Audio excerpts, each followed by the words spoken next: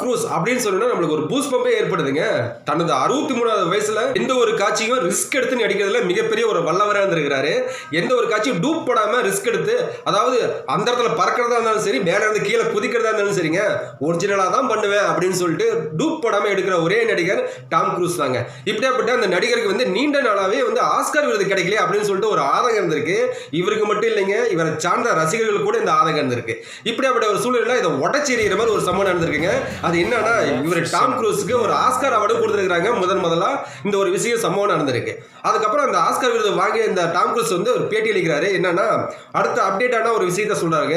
அதாவது டைரக்டர் என்ன சொல்லியிருக்கிறாரு அப்படின்னா, விண்வெளி சம்பந்தப்பட்ட ஒரு படத்தை எடுக்கணும் அப்படின்னு சொல்லியிருக்காங்க. இதுக்கு டாம் க்ரூஸ் என்ன சொன்னாருன்னா, ஏப்பா விண்வெளி படங்கிறீங்க, நீங்க கீழே இருந்து செட்டு போட்டுல எடுத்து முடிக்காதீங்க. எனக்கு வந்து விண்வெளினா விண்வெளி சம்பந்தப்பட்ட மேல விண்வெளிக்கு போய் தான் நேரடியாக போய் தான் நான் நடிப்பேன் அப்படின்னு சொல்லிட்டு ஒரு விஷயத்த சொன்னாரு. இதை கேட்ட டைரக்டர் வந்து வாயை பொழந்து நின்ட்டாருங்க.